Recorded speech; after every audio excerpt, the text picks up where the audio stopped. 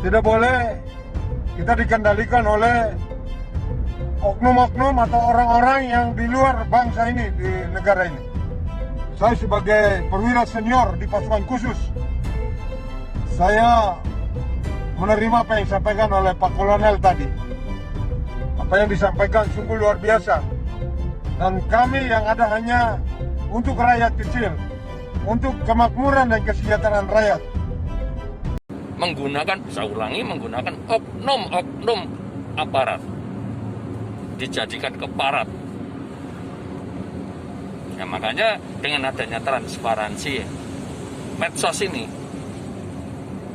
para cukong itu terancam, sehingga mempengaruhi, ingin membuat sistem pemerintahan yang oligarki, kekuatan mutlak. Siapa itu? Ya komunis.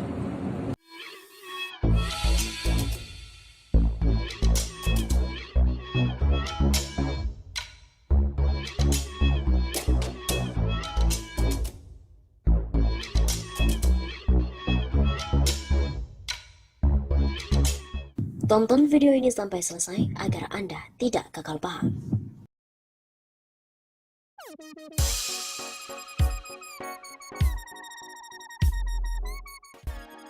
Viral, perwira TNI sebut RI dikuasai cukong dan berencana menerapkan oligarki komunis untuk melindungi kepentingannya.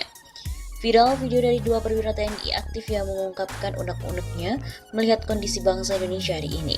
Video tersebut diunggah oleh akun Facebook Anton Permana yang dikutip melalui redaksi pada 3 Oktober.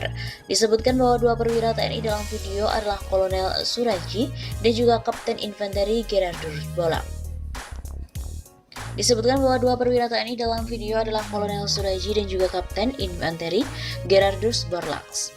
Setelah kemarin ratusan purnawirawan TNI turun gunung, sekarang perlahan namun pasti para juniornya pun mulai berani tampil menyuarakan kebenaran untuk menyelamatkan bangsa ini. Dan ini pasti ada risikonya. Salut dan bangga buat para prajurit TNI kita, komando, tulis Anton Permana. Dalam salah satu video, anggota TNI yang memakai baret hitam dan mengaku sebagai salah satu dosen di Kodik Latal Center Nafis. Ia menceritakan bagaimana negara Indonesia saat ini dalam penguasaan cukong. Ia menyebut para cukong tengah terancam dengan adanya transparansi berencana menerapkan sistem pemerintahan oligarki mutlak atau komunis untuk melangsungkan kepentingannya. Aparat yang digunakan baik aparat militer maupun sipil dijadikan keparat, ujarnya dalam video itu.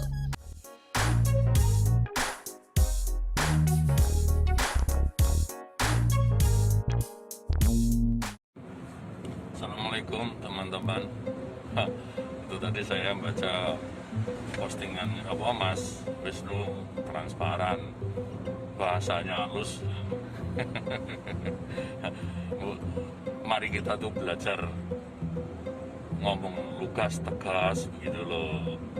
Jadi memang kondisi negara kita ini kalau dalam pandangan ilmu ya, dalam pandangan ilmu strategi, ilmu hukum dan lain-lainnya ya, memang sedang dalam penguasaan cukong seperti yang disampaikan Bapak Bambang Susatyo itu yang di MPR itu Mas. Mulainya dari mana? Dari undang-undang politik. Undang-undang politik tentang keuangan ada sumbangan dari asing. Sumbangan partai politik diperkecil sehingga cukong masuk. Nah, cukong yang membiayai pejabat-pejabat publik ini kan nanti yang berbalas budi. Itu mulai dari tingkat bupati, gubernur, ya mungkin sampai tingkat pimpinan atas. Nah, sehingga semua anggaran itu kebanyakan kita lihat sajalah. Apa membela rakyat? Apa membangun betul? Kebanyakan yang banyak membangun cukong-cukong itu. Makanya sampaikan Bapak Menhan saat kampanye, 4 orang mempunyai kekayaan sama dengan 100 juta bangsa kita. Itu dari mana? Kalau sistem seperti itu jelas, sistem mafia yang diterapkan. Kalau sistem mafia ya jelas tidak akan transparan. Sulit itu. Makanya dengan adanya transparansi medsos ini, para cukong itu terancam, sehingga mempengaruhi, ingin membuat sistem pemerintahan yang oligarki, kekuatan mutlak. Siapa itu? Ya komunis. Sistem pemerintahan komunis, penguasa mempunyai kekuasaan mutlak terhadap rakyat. Untuk diterapkan di Cina yang banyak penduduknya tepat, bagus itu. Tapi di Indonesia tidak, akan sulit. Rakyat itu hidup bahagia, kekayaan akan sedot karena apa? Kebijakan nanti yang menguntungkan cukong nggak akan bisa lagi kalau tidak sistem komunis. Itu menurut saya kepentingan daripada cukong lah yang ingin membuat sistem pemerintahan komunis.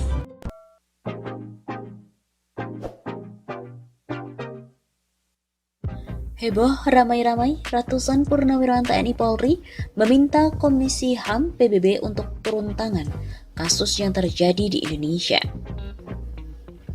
Ratusan purnawirawan TNI Polri Peduli Bangsa mendesak agar dibentuk tim pencari fakta independen yang melibatkan Komisi HAM dari PBB. Desakan dibentuknya TPF independen mengingat hingga saat ini masih juga misterius terkait penembakan 6 anggota Laskar FPI pengawal Imam Habib Rizik Syihab. Komnas HAM dalam dan juga luar negeri serta Komisi HAM PBB harus segera turun tangan. Penembakan 6 anggota Laskar FPI itu harus diungkap dengan jujur, adil, benar, bertanggung jawab dan juga terbuka. Begitu kata Majen TNI Purnawirawan Dedi S. Budiman mewakili ratusan purnawirawan TNI Polri Peduli Bangsa melalui pesan elektronik yang diterima oleh redaksi pada hari Selasa 28 Desember. Mewakili 250 purnawirawan TNI Polri lainnya. Majen TNI Purnawirawan Dedi Budiman yang merupakan mantan staf ahli Panglima TNI ini mengatakan, pengungkapan kasus penembakan 6 anggota FPI perlu dilakukan oleh tim independen demi kepastian hukum. Jika terbukti terjadi pelanggaran hukum, maka Kapolda Metro Jaya Irjen Fadil Imran, Kapolri Jenderal Ilham Aziz, Kepala BIN, berikutnya juga Presiden Joko Widodo harus bertanggung jawab sesuai hukum yang berlaku. Dedi berpandangan HRS dan FPI bukanlah musuh negara, tetapi HRS dan FPI adalah pejuang untuk amar ma'ruf nahi mungkar, pejuang untuk menegakkan keadilan dan kebenaran, pejuang untuk menegakkan Pancasila dan Undang-Undang Dasar NKRI yang ditetapkan tanggal 18 Agustus tahun 1945. HRS dan Laskar FPI adalah mitra pemerintah dalam membangun akhlak sesuai Pancasila. HRS dan Laskar FPI bukan pelaku kejahatan, bukan pelaku makar, bukan teroris, bukan bos narkoba, bukan koruptor dan juga bukan musuh negara. Selain Dedi, purnawirawan yang menyatakan sikap bersama diantaranya adalah Brigjen Erkun Priyambodo, Lejen Yayat Sudrajat, Letkol Soekardi, Kolonel Purnawirawan Sudarmanto, dan AKBP Izzat Saputra.